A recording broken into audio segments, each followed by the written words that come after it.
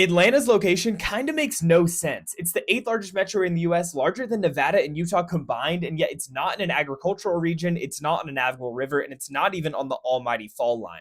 Add to this that it's 1,000 feet above sea level, the highest elevation major city east of the Mississippi River, and it makes you wonder how this ended up as the flagship megalopolis of the American South, especially when other cities in its own state, like Macon or Savannah, have more obvious geographic advantages. So, how did Atlanta grow so big? Well, welcome to Why There, the show where I explain why your favorite places are in your favorite places. This episode, Atlanta. As a clue, you should know that Atlanta wasn't originally named Atlanta. It was called Terminus. Let's go back. Before Atlanta was founded in 1837, Georgia's largest cities were the ocean port of Savannah and the river ports of Macon and Augusta. These cities existed almost entirely just to package and ship the products of enslaved labor, most famously cotton, to the American Northeast and to Europe. They all sit on the coastal plain, a low-lying swampy area in Georgia's southeast. During this time period, North Georgia, by contrast, was only lightly populated. The Piedmont Plateau that rose up out of the coastal plain wasn't ideal plantation land, the rivers were shallow and fast-moving, and in the far north, the Appalachian Mountains impeded navigation.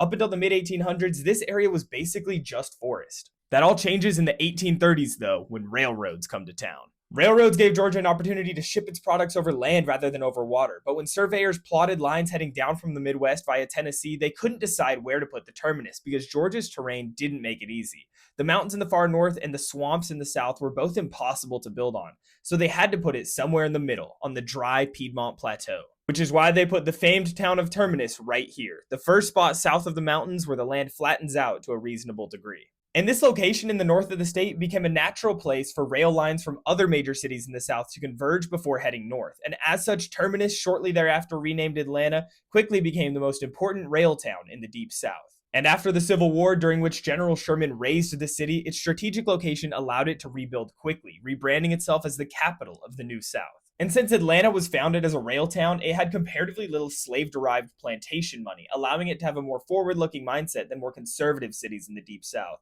soon becoming a regional hub for manufacturing, education, and finance. Because of all these opportunities, Atlanta had a huge advantage in the post-World War II Sunbelt boom, and in the 60s it passed New Orleans to become the dominant city in the Deep South, a title it hasn't given up since. Nowadays, Atlanta is home to tons of huge companies and is still a major logistics hub, both because of the rail lines and highways still skirting around the south end of the Appalachian Mountains, but also famously because of the busiest airport in the entire world, Hartsfield-Jackson International Airport, a valuable hub because of its close proximity to a huge portion of the American population. All this while having the highest tree canopy percentage of any major city in the United States, giving Atlanta the nickname, the city in a forest. Georgians, let me know in the comments what I missed, and everybody else let me know where you think we should go next.